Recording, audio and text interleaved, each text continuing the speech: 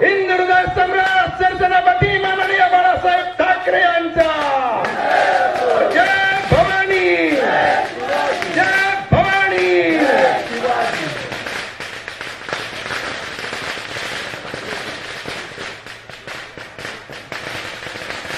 या ठिकाणी रत्नागिरी सिंधुदुर्गचे विद्यमान खासदार माननीय श्री संजय राऊत साहेब आणि आपल्या सर्वांचे या लोकसभा निवडणुकीतील सन्माननीय उमेदवार विनायक राऊत साहेब यांचं या ठिकाणी हार्दिक हार्दिक स्वागत करतो. साहेबांचं औषण सौभाग्यवतींच्या हस्ते होत आहे. विजयाचा आशीर्वाद या माता भगिनी त्यांना देत आहे.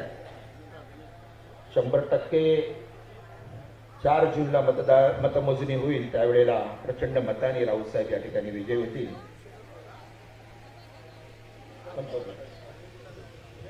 आणि म्हणून मी सपत्नीक संजना घाडी माझी एकमेव पत्नी विनायक राऊत साहेब यांना मी विनंती करतो की छत्रपती शिवाजी महाराजांच्या पुतळ्यांना पुष्पहार अर्पण करून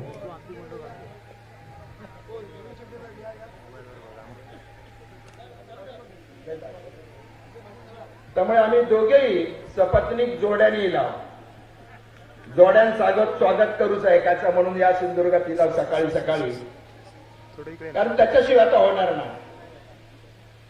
आणि ह्या तुम्ही देखील याच्या जोड्यान सत्कार करण्याच्या कार्यक्रमात सहभागी होऊ हवा. कारण गेली आयुष्यातली 34 वर्ष नारायण राणे या सिंधुदुर्ग जिल्ह्यामध्ये आपलं काम चालू केलं आणि राजकीय कारकीर्द सुरू केला. अरे 34 वर्ष म्हणजे सिंधुदुर्गाचं काय होऊ का होता काय पालन. परंतु माका जवा माझ्या पोरग्याका जवा यो हट्ट धरून आज भारतीय जनता पार्टीवाले हट्ट ओरिजिनल बसलेत घरात कवटा खायत. मी गेले होते एका गावात जरासं तेव्हा काय भेटूक मधली जरा सभेका वेळ होती म्हणून, पण कळले 5-10 लोकांना भेटले, त्यांना विनंती केली की आमच्या राऊत साहेबांना निवडून देऊ गोवा. नाही देता आम्ही काय तुम्ही खैशी पहिल्यांदा आता काहीशी विचारतात तुम्ही खैच्या गटातले मी म्हटलं उद्धव बाळाचा. मग चिंता करू नकास तुम्ही, मग तो माणूस खुलून उठता. तुम्ही काय बी घाबरू नका. सगळं गावातले आम्ही सगळे लोक त्यांच्या गणिनी काव्यानी लोक या ठिकाणी मतदान करणार आहेत. भारतीय जनता पार्टीतले लोक देखील या चांगल्या सुसंस्कृत पवित्र असं काम करणाऱ्या उमेदवाराला निवडून देणार आहेत. त्यामुळे मी देखील माझ्या कुटुंबीय आणि माझ्या मुंबईतील सर्व प्रभागातील शिवसैनिकांच्या वतीने त्यांना शुभेच्छा देण्यासाठी खास या ठिकाणी आलोय.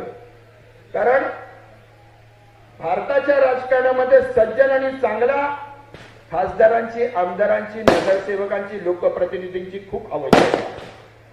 2024च्या नंतर अशा प्रकारचे नालायक लोक राजकारणामध्ये थारा या लोकांना देता कामा नये, ही त्यांची निवडणूक लढवण्याची हिंमत होता कामा नये. आणि म्हणून मी म्हटलं की 2024ची जी निवडणूक आहे ऐतिहासिक निवडणूक आहे आणि ती ऐतिहासिक निवडणूक आणि क्रांतिकारी निवडणूक बनवण्याचं तुम्हाला काम करायचं आहे. कारण हा हिंदुस्थानाला आपला संदेश द्यायचा आहे की महाराष्ट्राचा झालेलं हे शिवसेनेच्या बरोबरचं बंड, शरद पवारांच्या बरोबर झालेलं बंड, याचा बदला हिंदुस्थानातील प्रत्येक मतदारानं घेतलेला आहे. अरे काय चाललंय, मुख्यमंत्र्यांना 2 मंत्र्यांना तुम्ही जेलमध्ये टाकता. त्या केजरीवाल साहेबांना इन्सुलिनचं इंजेक्शन पण देऊ शकत नाही. कोणाच्या सभा त्या ठिकाणी परमिशन असते ती कॅन्सल करतात. ही तर अक्षरशः दहशतवाद या ठिकाणी चालू झालेला हा दहशतवाद मोडण्यासाठी तुम्हाला आणि आम्हाला सर्वांना जिथे जिथे आपले मशाल चिन्हाचे शिवसेना उद्धव बाळासाहेब ठाकरे पक्षाचे उमेदवार असतील तिथे त्यांच्या बाजूचं बटन आणि तुमचे नातेवाईक बितेवाईक जिथे कुठे असतील, काँग्रेसचा हात असेल तिथे त्याच्या बाजूचं बटन, आणि जिथे कुठे तुतारी असेल शरद पवार साहेबांची महाविकास आघाडीची त्याच्या बाजूचं बटन, हे आपण सगळ्यांनी सांगितलं पाहिजे. आता हे कसं करायचं, तुमच्या एका मोबाईलच्या क्लिकवरती, तुमच्या एका मेसेजवरती देखील तुमचा नातेवाईक, तुमचा मित्र परिवार हा देखील त्या ठिकाणी या परिवर्तनाच्या लाटेमध्ये त्या ठिकाणी स्वार होऊ शकतो, उतरू शकतो. हे काम तुम्हाला आणि मला बांधवांनो करायचं आहे. नुसतं आज आपण इथे आलो सभा, अरे सगळ्यांनी सांगितलं येणारच असं नको, तुम्हाला मेहनत करायची. कारण हा लोकसभा मतदारसंघ खूप मोठा आहे. माझ्या महिला माता भगिनींना सांगेन की तुम्ही आतमध्ये घराघरामध्ये जावा, चुलीमध्ये बसा, बोला त्यांच्याशी, पुरुषांनी बाजारामध्ये सगळीकडे आपल्याला मशालीचं चिन्ह घराघरामध्ये पोचवा. बोलेल एकदा नव्हे, दोनदा नव्हे, 10 वेळा.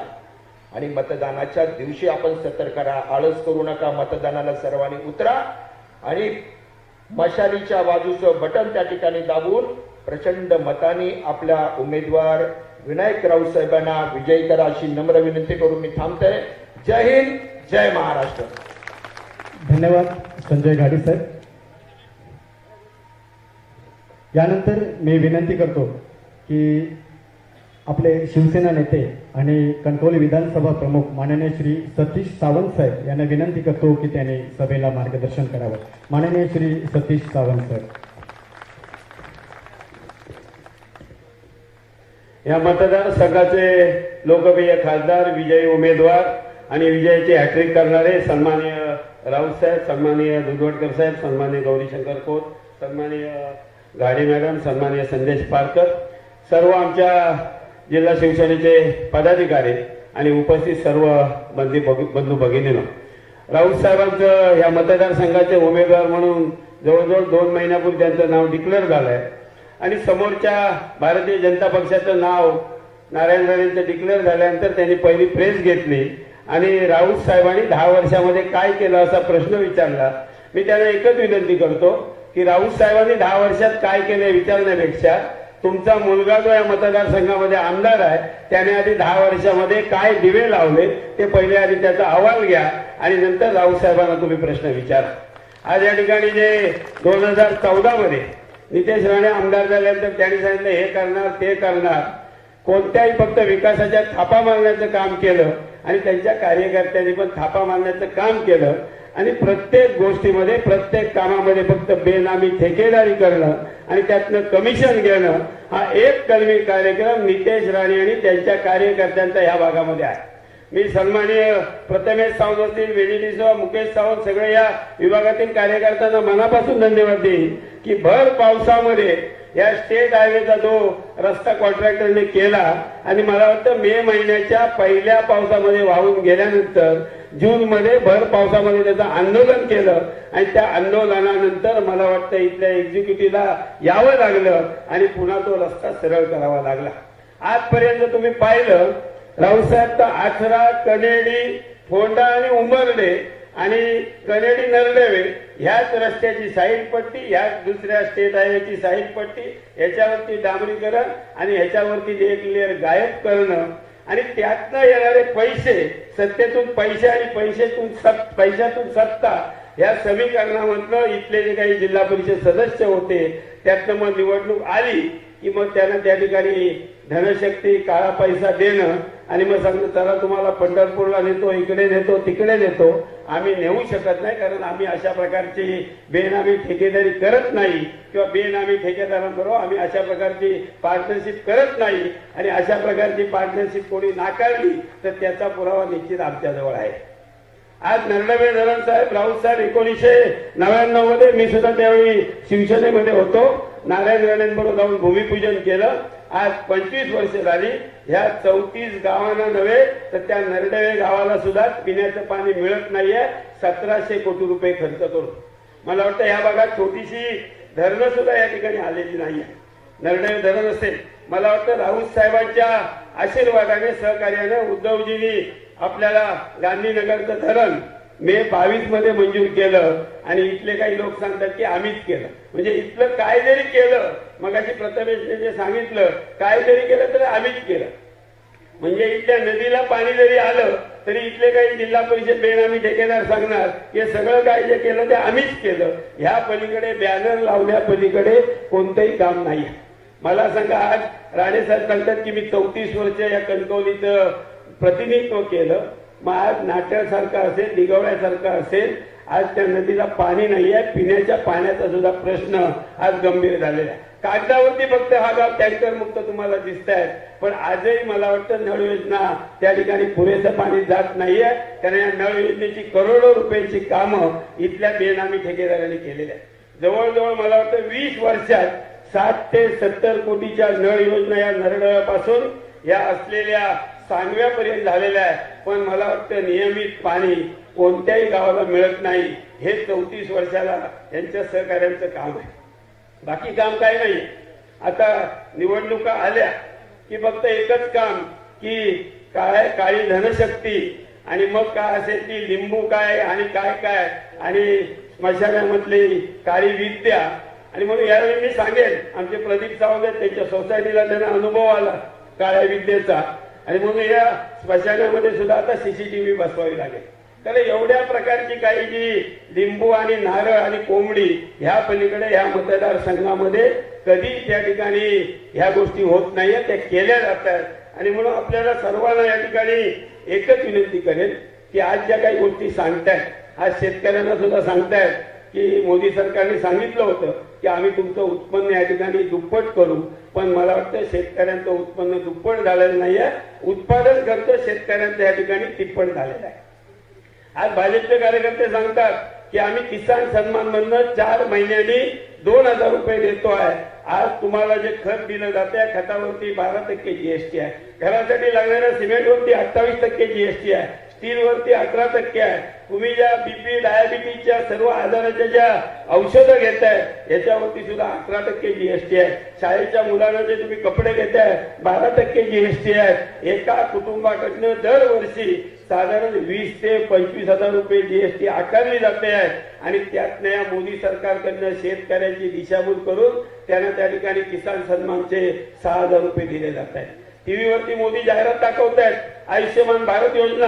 बीजेपीचे कार्यकर्ते घरोघरी जाऊन प्रचार करतायत की तुम्हाला 5 लाखाचा उपचार कुठच्या हॉस्पिटलला गेल्यानंतर मोफत मिळणार आहे. पण तुम्ही ज्यावेळी एखाद्या हॉस्पिटलला जाता त्यावेळी एकाही पेशंटला त्या ठिकाणी मोफत उपचार मिळत नाही. ही सध्या आयुष्यमान भारत योजनेची या ठिकाणी फलनिष्पत्ती आहे. फक्त टीव्हीवरती जाहिरात, टीव्ही कुठची लावली की मग फडणवीस असतील ही जाहिरात, आणि लोकांना वाटतं जाहिराती इतक्या चांगल्या तर योजना किती चांगली, पण ज्यावेळी तो हॉस्पिटलला जातो त्यावेळी एकालाही त्या योजनेचा फायदा मिळत नाहीये.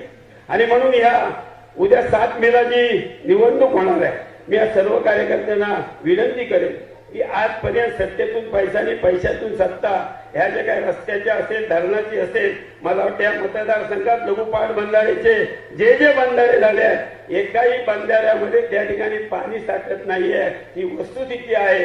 आणि ह्या पैशाच्या जोरावर तुम्हाला या ठिकाणी विकत घेण्याची ताकद इथल्या लोकप्रतिनिधीची होते.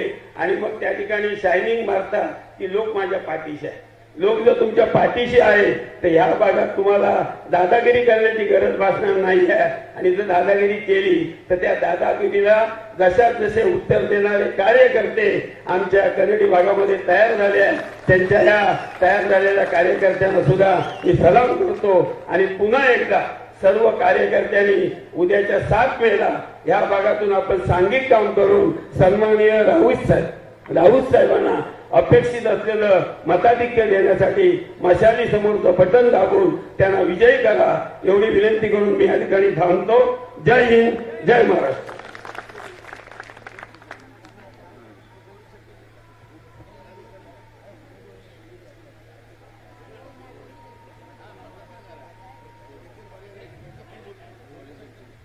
हॅलो.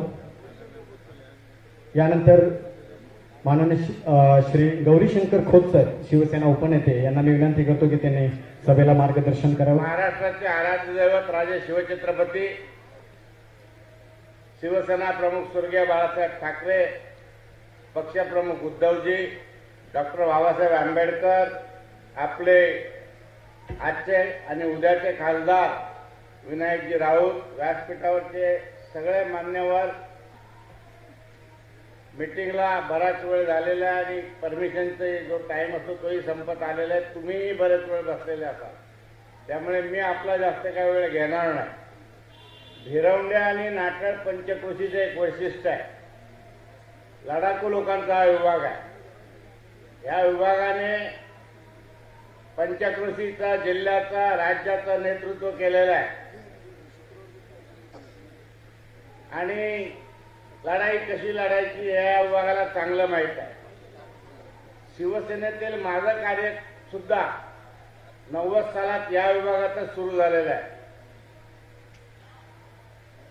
त्यावेळी जे कार्यकर्ते होते ते आता नाही आहेत. कोण गाव सोडून गेले, डॉक्टर लोकेगावकर वगैरे मला वाटतं वारले. तर ही जी निवडणूक आहे, ही निवडणूक रोजच्या निवडणुकीसारखी नाही. आणि ही निवडणूक नारायण राणे विरुद्ध विनायक राऊत साहेब अशी नाही. ही निवडणूक महागाईच्या विरुद्ध आहे. ही निवडणूक बेरोजगारीच्या विरुद्ध आहे. ही निवडणूक दहशतवादाच्या विरुद्ध आहे. आणि ही निवडणूक धर्मांध लोकांच्या विरुद्धाची आहे. केजरीवाल मुख्यमंत्री असून गुन्हा दाखल नसून ईडीमध्ये गुन्हा स्वतःला सिद्ध करावा लागतो, जेलमध्ये. दुसऱ्या एका मुख्यमंत्र्याला नाईलाजाने राजीनामा देऊन जेलमध्ये जावं लागलेलं आहे. आणि जे जेलमध्ये होते भुजबळ, ज्या भावना गवळी जेलमध्ये चालल्या होत्या, जे अजित पवार जेलमध्ये चालले होते, आणि असे अनेक नावं घेता येतील, ते सगळे मंत्रिमंडळात आहे. याच भारतीय जनता पार्टीने सांगितलं होतं कि एक भी भ्रष्टाचार ना खाने दूंगा ना खाऊंगा, पण खाने वाले सब अब भाजपा में है, उनके मंत्रिमंडल में है. काश्मीरचा मुद्दा घेऊन 370 कलमचे घेऊन तुम्ही गावोगावी जाता, पण मणिपूरमध्ये तरुणींची नग्न धिंड काढली, त्याच्यावर या देशाचा पंतप्रधान, मला एकेरी बोलावं लागतं, बोलू इच्छित नाही. सुप्रीम कोर्टाने महाराष्ट्र सरकारला नपुसक सरकार असं म्हटलं, त्याची शिंदेना लाज नाही, तरी जाहिराती करताय. इलेक्ट्रोल बॉन्डचा विषय तुम्ही समजून घ्या. हा इलेक्ट्रोल बॉन्ड म्हणजे या बॉन्ड घेऊन पक्षांना पैसे देण्याची एक योजना आहे, होती, पण ही गुप्त ठेवली होती. याची माहिती मागण्याचा अधिकार सामान्य माणसाला नव्हता, आरटीआय मध्ये येत नव्हता.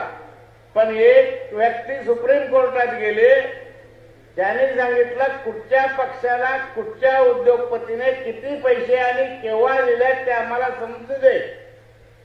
सुप्रीम कोर्टाला फक्त स्टेट बँक ऑफ इंडिया ते घेता येत होते.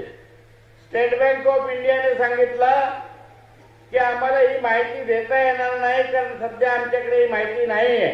आणि त्याच्या अगोदर मोदींनी डिजिटल युग जाहीर केलं होतं, म्हणजे सगळं इलेक्ट्रॉनिक्स युग बोटावर.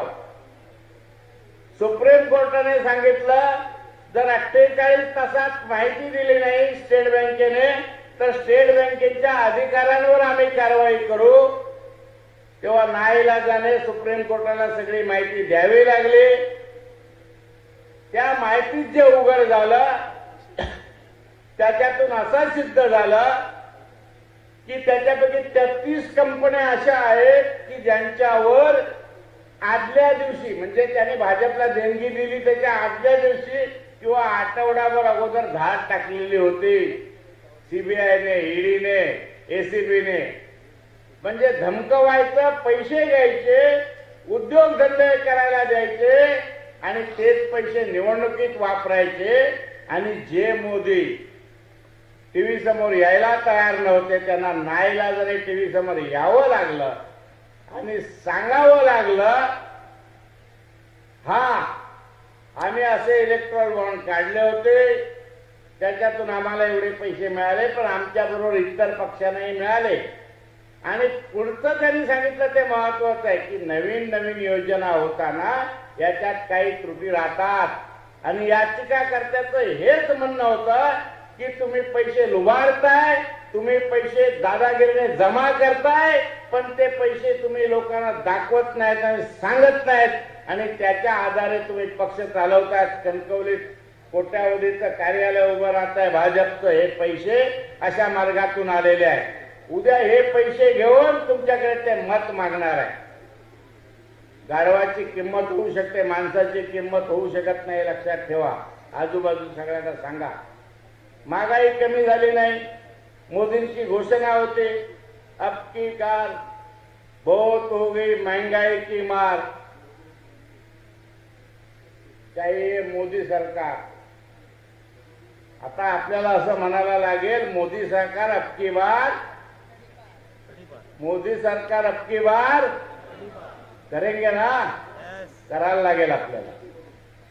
जर आपल्याला आपल्या मुलांचं भवितव्य पाहिजे असेल, नातवंडांचं भवितव्य पाहिजे असेल, महागाई कमी व्हायला पाहिजे असेल, रोजगार वाढायला पाहिजे असेल आणि लोकशाही साबूत राहायला पाहिजे असेल, तर आपल्याला यावेळी भाजप सरकारच्या विरोधात मतदान करावं लागेल.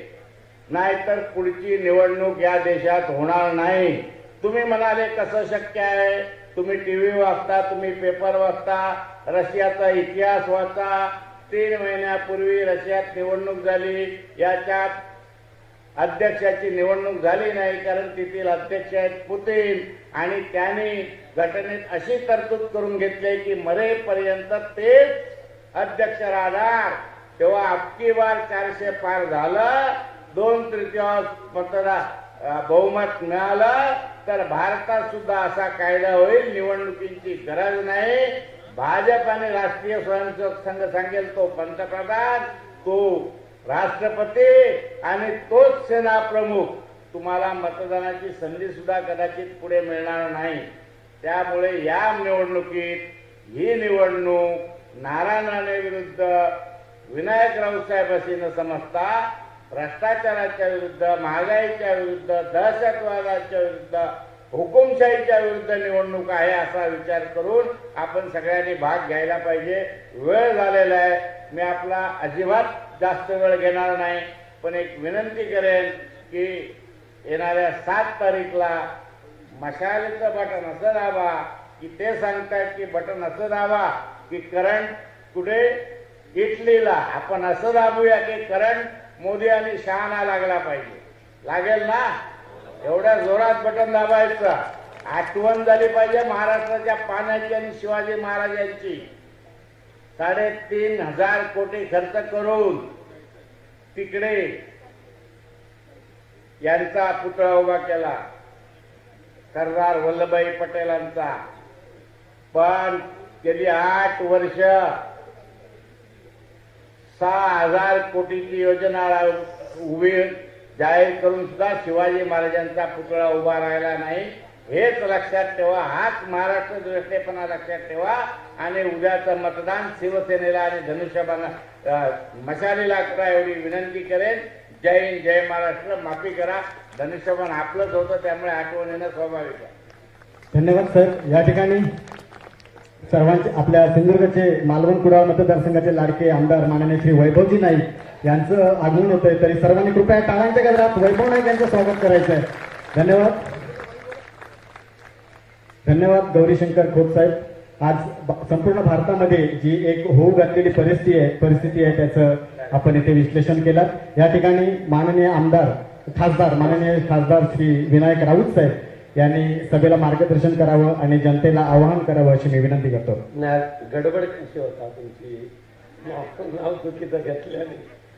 नाही, माका वाटतं आपण कधी कधी आमदार व्हायचं, पण वैभव नाईक तयार नाही ना खासदारकी लढायला. उपस्थित व्यासपीठावरील सर्व शिवसेना, काँग्रेस, एनसीपी या पक्षाचे मान्यवर पदाधिकारी, आमदार सन्माननीय वैभव नाईक, अरुबाई दुधवडकर, संजनाताई, त्याचबरोबर सतीश सावंत साहेब, संजयजी पारकर, सुशांत नाईक, सर्व आमचे विवेक तामणकर, आपचे संदीप कदम आणि उपस्थित सर्व बंधू भगिनींनो, सन्माननीय वाय.डी. सावंत यांच्या माध्यमातून हे सगळं प्रांगण तयार झालेलं आहे आणि समाधी पुरुष नावाचं जे मंडळ आहे ते वाय.डी. सावंत यांचं हे स्मारक, त्याची देखभाल करते मी. वाय.डी. सावंत यांच्या प्रतिमेस अभिवादन करतो. एक मोठं व्यक्तिमत्व या जिल्ह्यातलं, शरद पवार साहेबांची शेवटपर्यंत साथ केली. आताच्या सारख्या पळकुट्या लोकांसारखे वाय.डी. सावंत नाही राहिले. खोक्यांसाठी बोके पळून जाणारे तुम्ही सर्वांनी पाहिलेलं आहे. पण वैभवराव, आज कणकवली विधानसभा मतदारसंघातली 4थी सभा, काल सुद्धा सावंतवाडी विधानसभा मतदारसंघातली शेवटची सभा, रामेश्वराच्या साक्षीने सांगतोय, कोणत्याही परिस्थितीमध्ये या वेळेला सिंधुदुर्ग जिल्ह्यातून किमान 90,000चं मताधिक्य मिळणार म्हणजे मिळणारच. आणि त्याच्यामध्ये कणकवली विधानसभा मतदारसंघातून सुद्धा खासदार म्हणून मी, नंतर आमदारकीला जो उमेदवार देतील तो निवडून द्यायचा निर्धार या विधानसभा मतदारसंघाच्या मंडळीने केलेला आहे. आणि कणकवलीबद्दल आता शंकाच नाही. दरवेळेला ही सगळी मंडळी असायची. त्यावेळेला आमचे प्रदीप सावंत, त्याचबरोबर आनंद ठाकूर, आमच्या कुरेशी मॅडम समोर बसलेले आहेत. येथे जाते वेळेला काही काम असलं तर कुरेशी मॅडम असा झेंडा दाखवतात की थांबतो आमची गाडी. आमचे फैयाज खान आहेत, आयुब शाह पटेल आहेत. हे बोनस नव्हे, हे सुद्धा कॅपिटल आहे, लक्षात घ्या, कॅपिटल. आणि त्यामुळे आजच्या बैठकीच्या एवढ्या मोठ्या आघाडीच्या सभेनंतर काही जणांच्या पोटामध्ये व मळमळ निघेल, काही जणांना पोटदुखीचा त्रास होईल, काही जणांची बीपी वाढेल. त्याला मात्र ही सभा जबाबदार राहणार नाही, हे स्पष्ट सांगतो. आता जसं काल वैभव नाईकाने एक चांगला षटकार मारला, ते प्रत्येक वेळेला मी तो शाना, बाकीचे सगळे मूर्ख असं समजणारे राणे साहेब. फार त्यांचं काय उदो करणार नाही, पण नाव घेतल्याशिवाय भाषण पूर्ण होत नाही ना. जात्यावर बसल्याशिवाय जशी ओळी म्हणावं लागते, तसे माईक समोर आला, निवडणुका समोर आलंय की नारायण नारायण नारायणचा जप करावाच लागतो. ते आम्हाला शिव्या घालतात, आम्ही शिव्या घालणार नाही. माझी रामेश्वराकडे प्रार्थना आहे, कांदळगावच्या, आत्र्याच्या आणि भिरवण्याच्या आहे, आणि त्यांचा तो वरवडे त्या गावच्या ग्रामदैवतांना माझी विनंती आहे, प्रार्थना आहे की बाबांनो, त्यांना आणि त्यांच्या कुटुंबांना सद्बुद्धी द्या. पैसा अफाट आहे, 19 कोटीचे तिघांकडे दागिने आहेत, लक्षात ठेवा. 19 कोटींचे. हे मी नाही सांगत, त्यांचं ऍफिडेव्हिट सांगतं. मालमत्ता 5 पटीने वाढवली, पण घरात सुख नाही. वक्री राहू, कुंडलीमध्ये राहू केतू बसलेले आहेत 2. त्यामुळे ह्या साहेबांना सुख नाही. ह्या का सांभाळू की त्या का सांभाळू. पण माझी देवाकडे प्रार्थना, बाबांनो, त्यांच्या कुटुंबांना सद्बुद्धी द्या, सद्विचार द्या. संतांचे देऊ नको, पण निदान नरेंद्र मोदी साहेबांच्या विरोधात, अमित शहा यांच्या विरोधात, देवेंद्र फडणवीस यांच्या विरोधात राणेसाहेब तुम्ही जे जे बोललेला आहात त्याची आठवण होईल, एवढी तरी सद्बुद्धी तुम्हाला मिळो, अशी भगवंताकडे प्रार्थना. आणि दिवस रात्र विनायक विनायक या नावाचा जप करून तुम्हाला तुमचा पराभव पचवण्यासाठी ताकद मिळत असेल तर जगदंबे, तू ताकद देताना विनायकरावच्या विजयाची हॅट्रिक कर आणि त्यांच्या पराभवाची हॅट्रिक. किती नाव घ्याल, किती नाव घ्याल.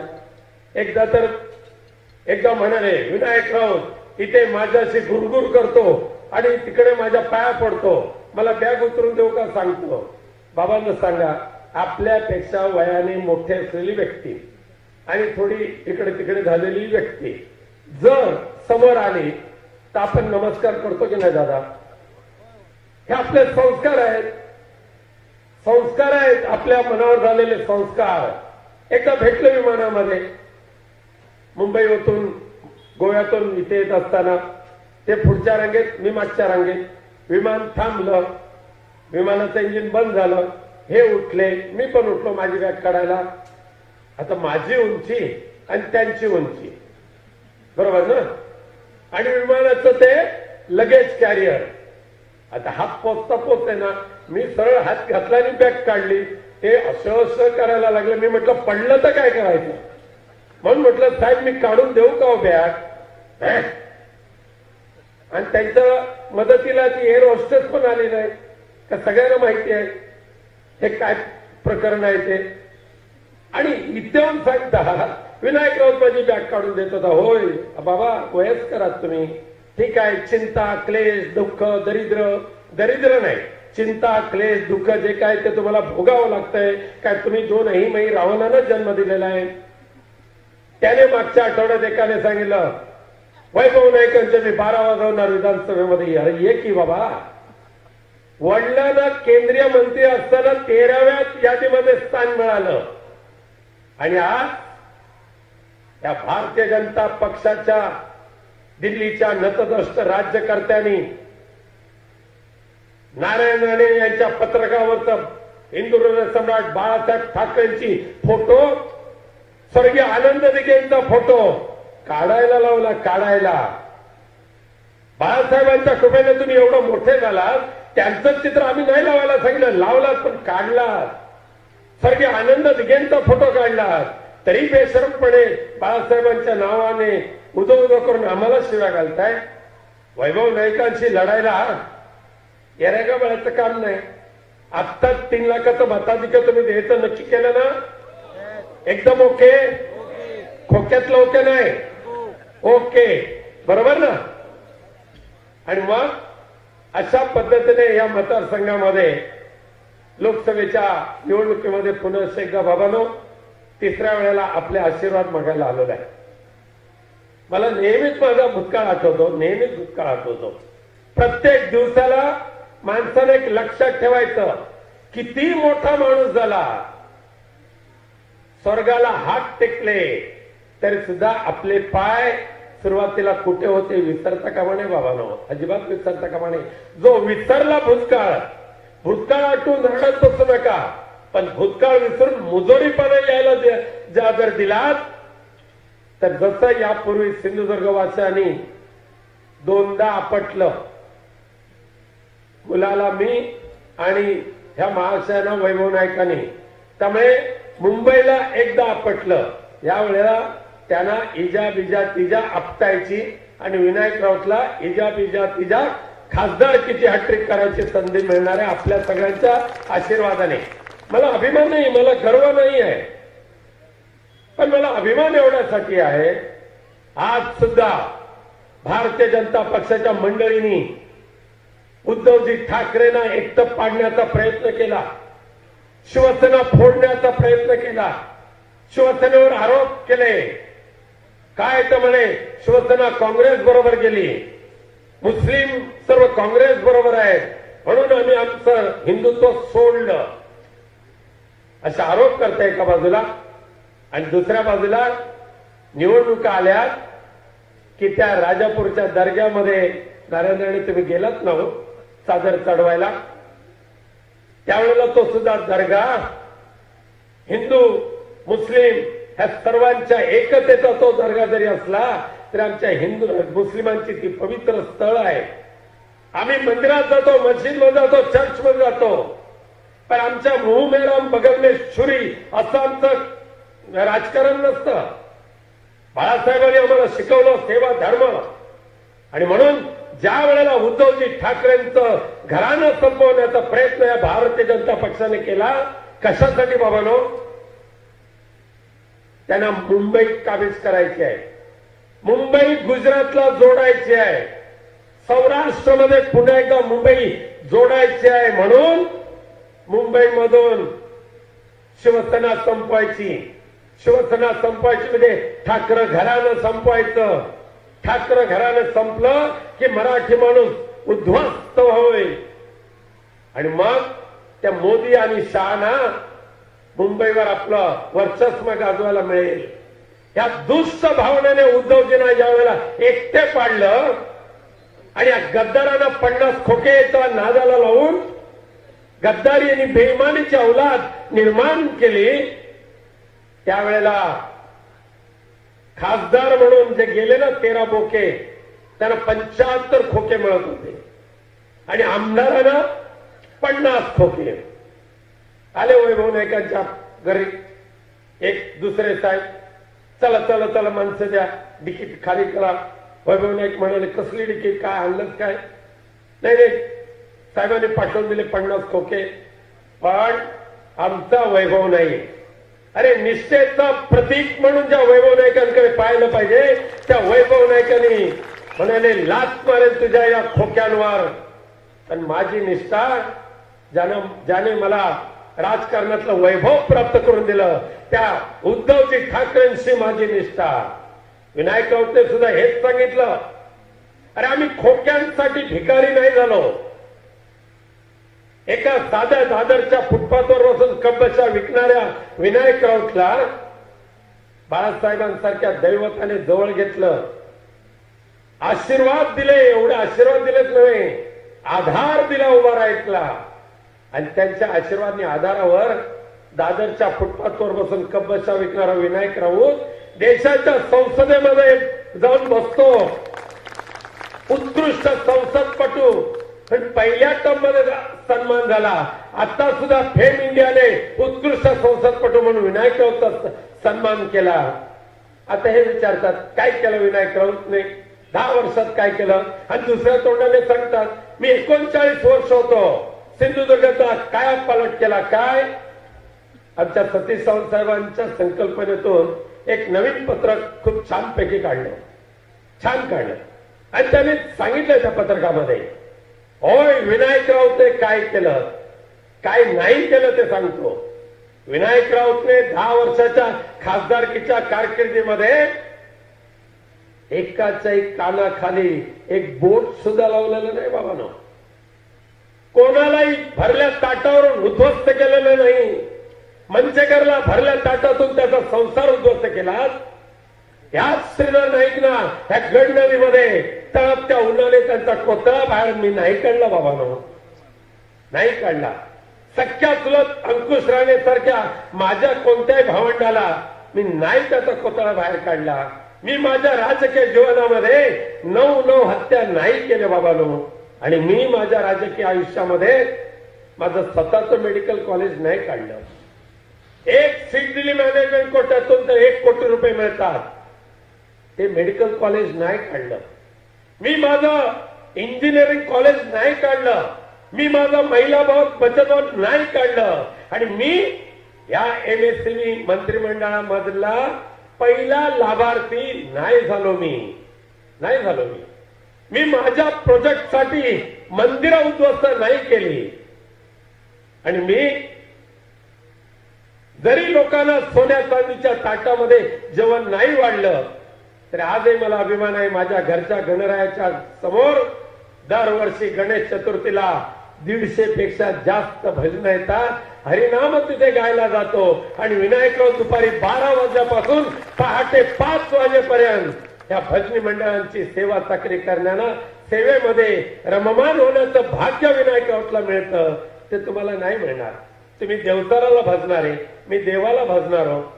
तुम्ही मंबाजीच्या औलाद, मी माझ्या संत तुकाराम महाराजांच्या अभंग गाणारा मी माणूस. आणि माझी विटंबना काय तर म्हणे आम्हाला भजनी बुवा खासदार नको. मी म्हणे त्यांना 2 हार्मोनियमच्या पेट्या जाऊन मुंबईला पाठवणार. अरे हार्मोनियमची पेटी वाजवायला एऱ्या गबाळाचं काम नाही तिथे. साक्षात गंधर्व युगातून निर्माण झालेलं हे संगीत, पंढरीच्या पांडुरंगाच्या आशीर्वादाने निर्माण झालेली भजन संस्कृतीची जोपासण्याचं काम विनायक राऊत करतोय, वैभव नाईक करतोय. हे आमचं भाग्य विकत नाही घेतलेलं आहे, बाजारात नाही घेतलं विकत. मिळालं आमच्या आई वडिलांच्या पुण्याईने, मिळालं आमच्या बाळासाहेबांच्या पुण्याईने. आणि मग बाळासाहेबांनी जो सेवा धर्म शिकवलाय आम्हाला, त्या सेवा धर्माचं पालन करत असताना जरी नारायणाने तुम्ही खासगी मेडिकल कॉलेज आणलात तर विनायक राऊत आणि वैभव नाईक हे 2 लोकप्रतिनिधी असे आहेत. ज्या वेळेला मुख्यमंत्री म्हणून उद्धवजी ठाकरे ओरोसला आले, काय म्हटलं साहेब आम्हाला काही देऊ नका, फक्त पहिली मागणी आमची एकच आहे की आम्हाला गव्हर्नमेंट मेडिकल कॉलेज निधी सहित द्या, निधी सहित.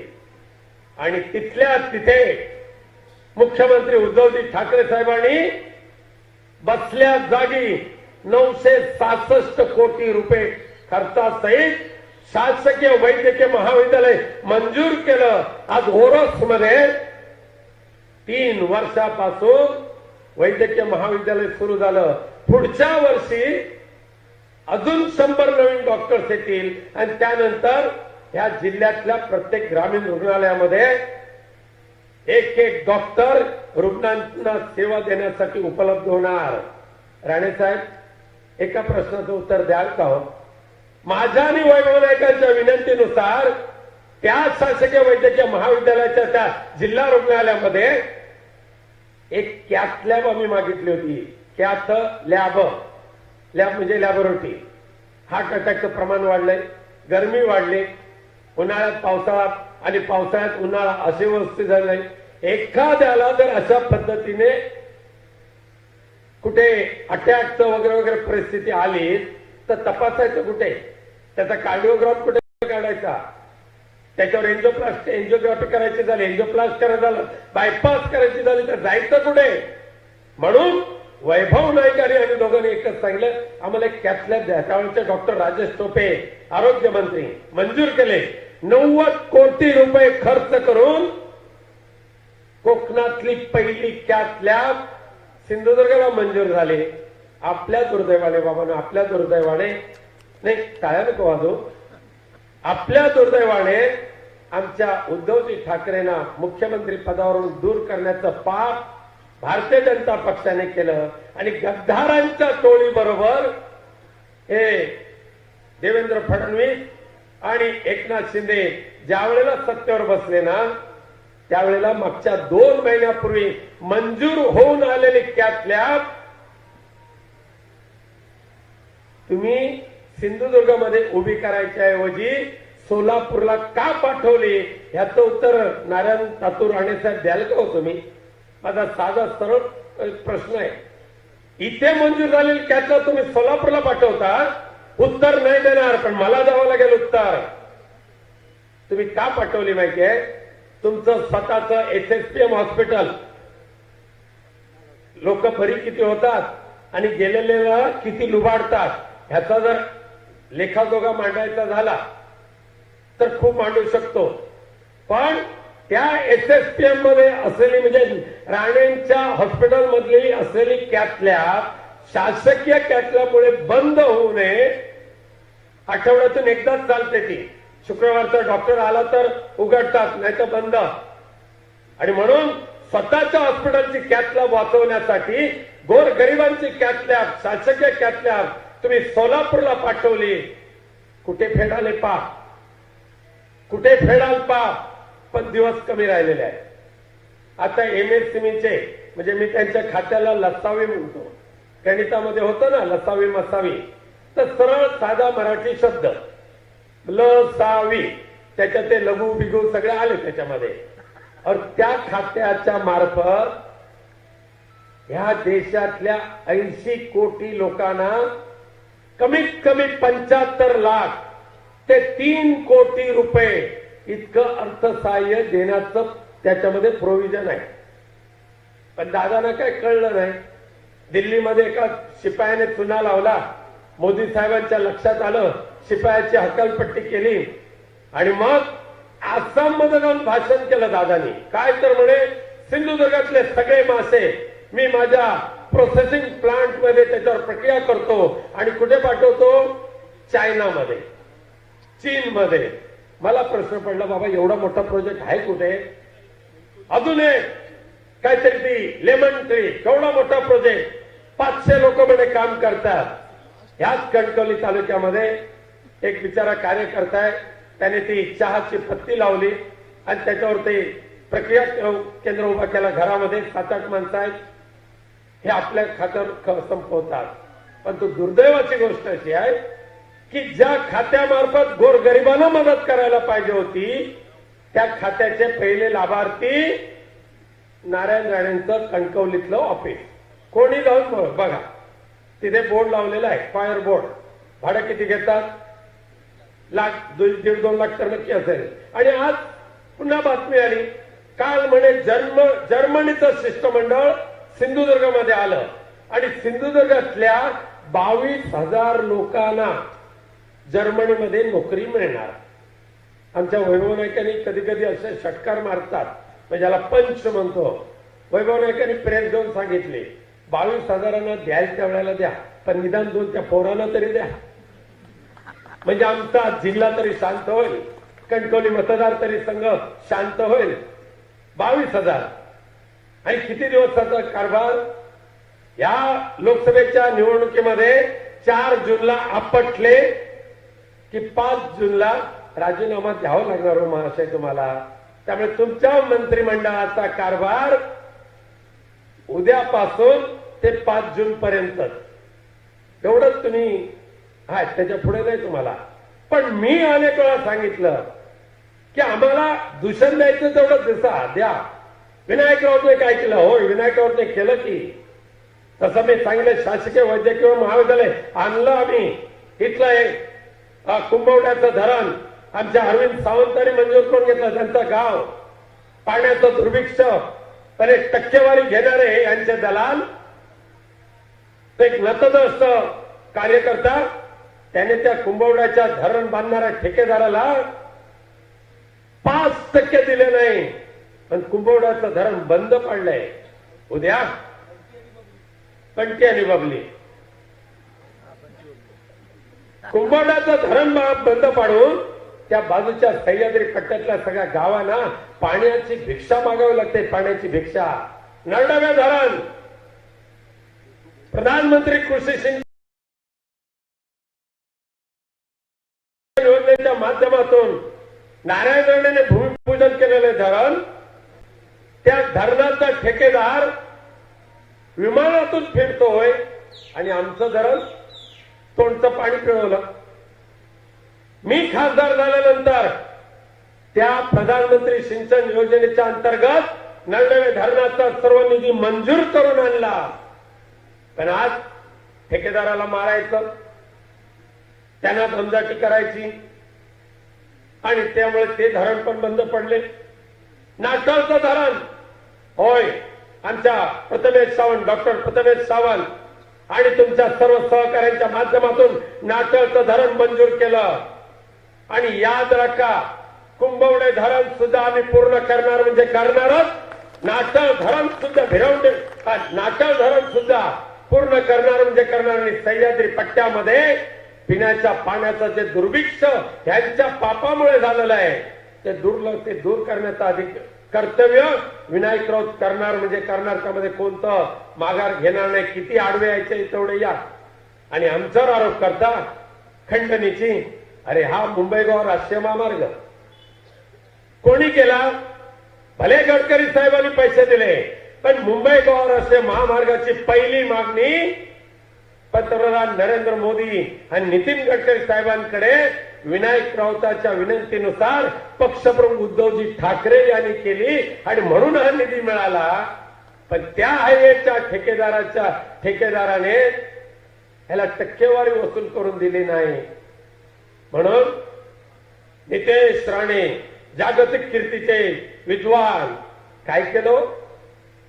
या NHAIचा जो अधिकारी शेंडेकर ना, खेडेकर बिचारा पश्चिम महाराष्ट्रातलं त्यांचं गाव, इथे इमानीद्वारे काम करत होता. त्याला पकडलं, घेऊन गेले त्या गडनदीच्या पुलाकडे, हात बांधले पाठीमागे, हात दिवसा डवळ्या, आणि त्या बाजूचं चिखलातलं पाणी 1, 2 नव्हे 4 बादल्या भरून चिखलातलं पाणी आणलं, चिखल आणला. आणि त्या बिचाऱ्या अधिकाऱ्याच्या डोक्यावरून एवढं ओतलं, दोन्ही डोळ्यांनी ते बिचारे अधिकारी आंधळे झाले.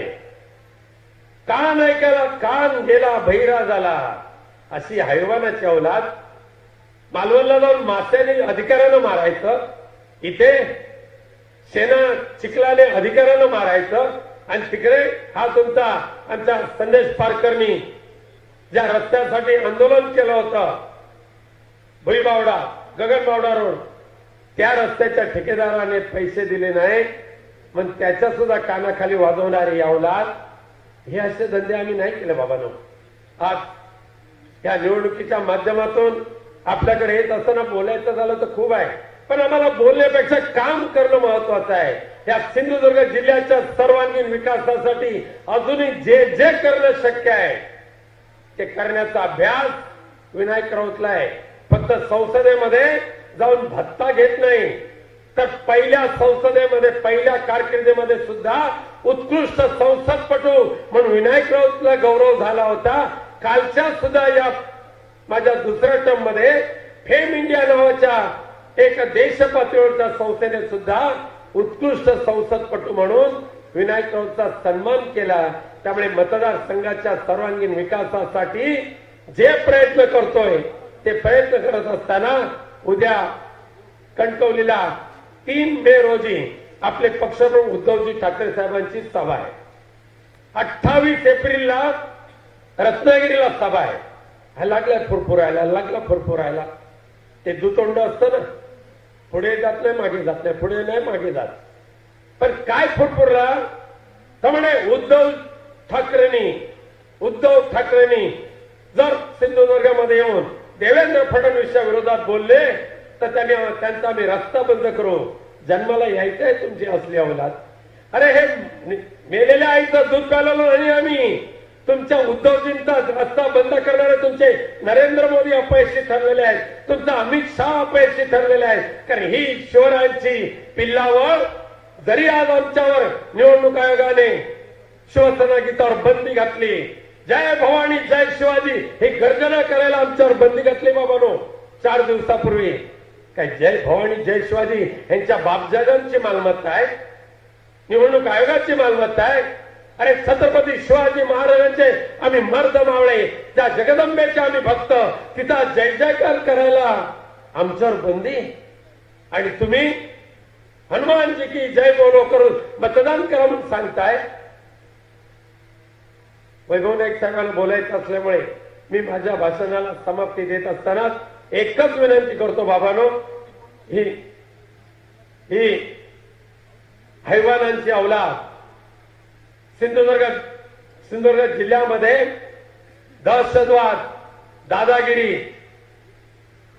खून, मारामारी यांनी रक्तरंजित झालेला त्यांचा पूर्वीचा इतिहास आणि या 10 वर्षामध्ये सुसंस्कृत सिंधुदुर्ग जिल्हा, साधू संतांचा सिंधुदुर्ग जिल्हा, देवा धर्मांचा सिंधुदुर्ग जिल्हा आणि आमच्या सारख्या समाजसेवकांचा सिंधुदुर्ग जिल्हा आणि तुमच्या सारख्या मोठ्या मनाच्या मतदारांचा सिंधुदुर्ग जिल्हा हा निर्माण करण्यामध्ये आम्ही यशस्वी झालो. म्हणजे एकच विनंती करतो, 7 मे मशाल एनआरसी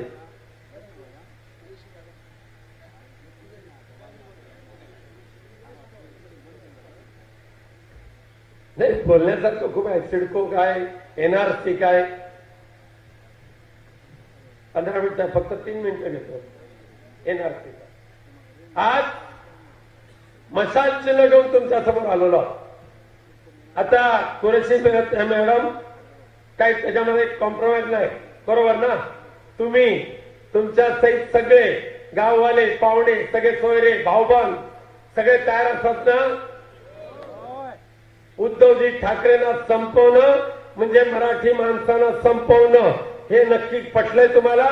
आणि मराठी माणसांना संपवणारे जे आहेत ना त्या देश संपवायला निघालेले आहेत. देश संपवायला का? त्यामुळे ह्या देशामध्ये पाकिस्तानी आले, ह्या देशामध्ये बांगलादेशी आले. अरे तुमचा बॉर्डर सिक्युरिटी फोर्स आहे ना, तो काय झोपला होता का? तुम्ही इथल्या मुस्लिमांचा द्वेष करताय, भारतीय मुस्लिमांचा द्वेष करताय आणि त्यांना ह्या देशातून हाकलून लावण्यासाठी एनआरसी सारखा जातक आणि घाणेरडा असा कायदा आणताय. मग मोदी साहेब तुम्हाला वाटतं की पाकिस्तानची बिर्याणी मला खावीशी वाटली त्यावेळेला तुम्ही आकाशातूनच विमान डायव्हर्ट करता, पाकिस्तानला जाता, गले मिठी मारता तिथल्या पंतप्रधानांना. तुम्ही स्वच्छ आणि इथले मुस्लिम भ्रष्ट पाकिस्तानी. आणि म्हणून आम्ही एनआरसीला विरोध केलेला आहे. कारण एनआरसी म्हणजे भारतीय नागरिकत्व सिद्ध करण्याचा जो कायदा भाजप आणू पाहत आहे, 400 जागा जर त्यांना मिळाले तर 2 घातक गोष्टी होतील. एक तर बाबासाहेबांचं संविधान रद्द आणि मनुस्मृतीचा कारभार. आणि दुसरं, ह्या देशातल्या 40 कोटी लोकांना, त्याच्यामध्ये मुस्लिम आहेत, दलित आहेत, आदिवासी आहेत आणि ज्येष्ठ नागरिक सुद्धा आहेत. 40 कोटी, 144 कोटीच्या देशामध्ये 40 कोटी लोक जर हे एनआरसी आणला तर भारतीय असणार नाही, केवळ मुस्लिम नाही, सगळे लोक. कारण भारतीयत्व सिद्ध करण्यासाठी मोदींचा आधार कार्ड नाही चालणार, तिथे ग्रामपंचायतीचा जन्माचा दाखला असला पाहिजे. आता सांगा, 75 वर्ष झाली स्वातंत्र्याला, ग्रामपंचायतीचा कागदपत्र फक्त 15 वर्षाचे. जर कोणी ग्रामपंचायतीचा दाखला द्यायला अपयशी ठरले तर तो भारतीय नाही, त्याच्यामध्ये मुस्लिमच नाही, सगळे. आणि मग भारतीय नाही असं सिद्ध झालं की रेशन कार्ड बंद, सवलती बंद, मतदानाचा अधिकार बंद. हे पाप या देशामध्ये व्हायचं नसेल आणि आपलं संविधान जिवंत राखून सर्व धर्म समभावाचा हा कारभार देशामध्ये चालवायचा असेल तर यावेळेला राजकीय परिवर्तन करावंच लागेल. लोकसेवकाची भूमिका घेऊन काम करणाऱ्या विनायक राऊतला निवडून देण्यासाठी मशाल चिन्हाची आठवण ठेवा. 7 मे मशाल मशाल मशाल. धन्यवाद. जय हिंद, जय महाराष्ट्र. वैभव नाईक. हॅलो, धन्यवाद सर. यानंतर आपल्या मुंबईवरून खास या ठिकाणी आलेल्या आपल्या शिवसेनेच्या फायर ब्रँड नेत्या, त्यांचे विचार ऐकण्यासाठी आपण सर्वजण नक्कीच उत्सुक आहोत. संजना घाडी मॅडम यांना विनंती करतो की त्यांनी सभेला उद्बोधन करावं. महाराष्ट्राची कुलस्वामिनी आई तुळजाभवानी, महाराष्ट्राचा आराध्य दैवत राजेश्वर छत्रपती यांना अभिवादन करून, शिवसेना प्रमुख वंदनीय बाळासाहेब ठाकरे यांना अभिवादन करून, शिवसेनेचे पक्ष प्रमुख माननीय उद्धवसाहेब ठाकरे, युवासेना प्रमुख आदित्यसाहेब ठाकरे यांना अभिवादन करून आजच्या या सिंधुदुर्ग रत्नागिरी लोकसभेच्या प्रचाराच्या सभेस उपस्थित माननीय खासदार विनायक राऊत साहेब, आमदार वैभवजी नाईक साहेब, सर्व मान्यवर, व्यासपीठ उपस्थित सर्व शिवसैनिक भगिनी आणि बंधूंनो, आपल्या सगळ्यांना माझा सस्नेह जय महाराष्ट्र. साहेबांचं आत्ताच तडाखेबाज भाषण झालेलं आहे आणि मला इथे मोठ्या संख्येने महिला दिसल्यामुळे आपल्याशी हितगुज साधण्याची संधी त्यांनी दिलेली आहे. आणि मला वाटते इथे जेवढे सगळे बसले असतील ना, या सगळ्यात मोठा अफेक्टेड वर्ग असेल तो आपला असेल.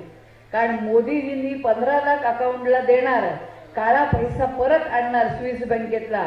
तो स्विस बँकेतला पैसा आणला की नाही माहिती नाही, पण आमच्या साड्यांच्या कप्प्याखाली, पिठाच्या डब्याखाली, डाळीच्या डब्याखाली नवऱ्याचे जपून लपून ठेवलेले बचतीचे पैसे मात्र या मोदींनी काढून घेतले. घाबरून काळा पैसा समजून आपण ते बँकेत टाकले.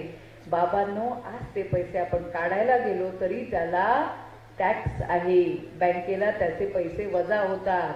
आपण ते पैसे काढायला गेलो तरी वजा होणार, आपण द्यायला गेलो, बँकेत भरायला गेलो तरी देखील पैसे वजा होत आहेत. म्हणजे आपले किसे, बायकांचे किसे कापले जात आहेत, बायकांकडून पैसे कशा पद्धतीने वसूल केले जात आहेत. पेट्रोल डिझेलची भाववाढ झाली, आपण म्हणतो आमच्याकडे गाडी नाही, आम्हाला काय करायचंय. पण बाबांनो, पेट्रोल डिझेल वाढतं तेव्हा घरात येणारी कोथिंबिरीची जुडी सुद्धा महागते. जीएसटी आला, 1 नेशन 1 टॅक्स. काय झालं याच्यामुळे की बाळंतीणबाई हॉस्पिटलला जाते, तिच्या हॉस्पिटलच्या चार्जेसवर जीएसटी लागून येतो. तो बाळाला आंगडं टोपरं लंगोट देतात त्यालाही जीएसटी लागतो. त्याला पहिली दाल खिचडी बनवून देत असाल त्यालाही जीएसटी लागतो. त्याला पहिला कॅल्शियमचा ड्रॉप देतात त्यालाही जीएसटी लागतो. त्याला शाळेत नाव घालायला जा, फीच्या पैशावर जीएसटी लागतो. त्याचे शूज, त्याचा युनिफॉर्म, त्याची स्कूल बॅग, त्याच्या दप्तरातली पुस्तकं, वह्या, पेन, पेन्सिल, शार्पनर, एवढंच नाही, खोड रबरवर सुद्धा जीएसटी लागतोय. घरातलं माणूस हॉस्पिटलला गेलं ते परत येणार की नाही माहीत नाही, पण जीएसटी लागलेलं त्याचं बिल परत येतं. माणूस कंटाळला, जगणं नको बोलला, स्मशानाकडे त्याचा प्रवास सुरू झाला तर अंत्ययात्रेला लागणारा प्रत्येक सामानाला जीएसटी लागतो आहे. हीच महागाई आहे. हा महागाईचा भस्मासूर आहे अब की बार नहीं सहेंगे महंगाई की मार बोलत या महंगाईने यांनी आपल्याला पिचून टाकलेलं आहे. 370 रुपये सिलेंडर असताना त्यावेळच्या तत्कालीन प्रधानमंत्री पंतप्रधान मनमोहन सिंग यांना चपलांचा आहेर पाठवणारी आपली सास भी कभी बहू थी वाली बया हिला आता विचारायची वेळ आली आहे. 1170 वर सिलेंडर गेला. गाजर दाखवायला 200 रुपये कमी केलेत निवडणुकीमधून. पुरा वसूला जाएगा, चुकलो तर वसूल करतील. त्यामुळे आता ह्यांची दिशा ठरवण्याची वेळ आलेली आहे. ह्यांचं काय करायचं हे तुम्हाला ठरवावं लागणार आहे. त्या ठिकाणी महानगरपालिकेची लूट सुरू आहे. 92,000 कोटी. मुंबईत चाकरमानी आहेत की नाही आपले. आपली मुलगी नोकरीला असेल, सून असेल, मुलगा असेल, नवरा असेल कदाचित, आणि इकडचे उद्योगधंदे, त्या ठिकाणी नावाशिवा पोर्ट असेल, आपलं वानखेडे स्टेडियमवर वर्ल्ड कप मॅच व्हायच्या. यावेळेच्या वर्ल्ड कप मॅच कुठे झाल्या? गुजरात मध्ये झाला. गेला की नाही आपला बिझनेस. आपलं महत्व कमी करण्याचं काम सुरू आहे. आपलं वित्तीय केंद्र त्यांनी गुजरातला हलवलं. कॉटन कॉर्पोरेशन गुजरातला हलवलं. Vedanta, Foxconn, bulk drug park, medical device park, किती तुम्हाला मी नावं सांगू इथे. जे डायमंड मार्केट आता नुकतंच त्यांनी नेलं गुजरातला. प्रत्येक गोष्ट जी महाराष्ट्राच्या, मुंबईच्या माणसाच्या हक्काची आहे, आपल्या हक्काची आहे, आपल्याला रिव्हेन्यू देणारी आहे, रोजगार देणारी अशी गोष्ट दररोज ओरबडली जाते आणि त्या ठिकाणी गुजरातमध्ये नेली जाते. हे चालणार आहे तुम्हाला? आज तुमचा माणूस महाराष्ट्रातून या सिंधुदुर्गातून मुंबईमध्ये जातो आपल्या, तेव्हा तुम्ही अभिमानाने सांगता, बरोबर की नाही? गुजरातमध्ये नोकरीला पाठवणार आहात का तुम्ही त्याला? हा विचार करायची वेळ आली. आमच्या इथे उत्तर मुंबईत साहेब पियुष गोयल दिलाय. पियुष गोयल. आपण म्हणतो ना कोकणी माणूस काही जेवणात नसलं तरी चालेल, कालची भाकरी, एखादा सुका बोंबील मिळाला ताट ग चुली त्याने दे खायला, बरोबर की नाही? यांचा आमचा उत्तर मुंबईला पियुष गोयल दिलाय. परवा मालाड मालवणी म्हणून मच्छी बाजारातून जाताना हा नाकाला रुमाल लावून गेला. मंगलप्रभात लोढा त्यांचा बीजेपीचा दक्षिण मुंबईमध्ये सांगतोय मराठी माणूस मच्छी खातो म्हणून त्याला या सोसायटीमध्ये घर घेता येणार नाही. त्यांना घरं मिळत नाही तिथे विकत. त्यांचा मुलुंडचा विहीर कोटेचा सांगतो, किरीट सोमय्या सांगतो की इथे मराठी महिलेला आम्ही दुकान देणार नाही उद्योग व्यापार करायला, कारण तसं आमच्या गुजराती सोसायटीनी मुंबईत ठरवलंय की आम्ही त्यांना दुकानच देणार नाही. हाच किरीट सोमय्या सांगतो मराठी पाठ लावायच्या नाहीत म्हणून त्याला चॅलेंज करायला कोर्टात गेला. हाच किरीट सोमय्या बीजेपीचा सांगतो मराठी शिक्षण का सक्तीचं करायचं. बघा आपल्या महाराष्ट्रात यांचा आवाज कसा वाढतोय. हा आवाज जर दाबायचा असेल, संपवायचा असेल तर ही वेळ आलेली आहे. तुम्हाला शपथ आहे त्या मणिपूरच्या 15-16 वर्षाच्या कोवळ्या पोरींची 100 लांडगे अक्षरशः रस्त्याने धिंड काढून गेले 8 महिने ते मणिपूर जळतंय. पण तिथे त्या बलात्कार होणाऱ्या मुलींचे प्रेतांचे खस शेतामध्ये पडले. तिथे मोदीजींना जायला वेळ नाही. ऑलिम्पिक पटू आपल्या महिला मुली ज्यांनी देशासाठी पदकं आणली त्यांचा सन्मान या मोदीजींनी केला. पण त्या जेव्हा संसदेच्या बाहेर बसल्या त्या सांगतायत तुमचा ब्रिजभूषण सिंग खासदार, कुस्तीपटू फेडरेशनचा अध्यक्ष, यांनी आमचं लैंगिक शोषण केलंय, आमच्यावर अत्याचार केलेत. त्यांचं म्हणणं ऐकायला या मोदीजींना वेळ नाही. महिला राष्ट्रपती, महिला असून द्रौपदी मुर्मूंची गाडी कधी त्या नवीन संसदेच्या बाहेर 2 मिनिटं थांबली नाही. त्या पोरी बाळींची चौकशी त्यांनी केली नाही. आम्ही म्हणतो कशाला करणार, ह्याने बायको सोडली, ह्याला पोरं बाळ नाहीत. यांना कळेल का पोरी बाळींच्या इज्जतीची किंमत? कळेल का यांना पोरी बाळींच्या इज्जतीची किंमत? असे हे लोक आहेत. अशा पद्धतीचेच कुठेतरी वागणूक इथल्या काय लघु सूक्ष्म मध्यम, बरोबर की नाही, हे जे नेते आहेत यांची सुरू आहे. या सगळ्याला जाब कारण तुम्ही विशेष करून कनेडीचा उल्लेख केला जातो, इथे दहशत आता कोणी करत नाही, कारण दहशत आमच्याच लोकांनी इथे संपवलेली आहे, बरोबर की नाही?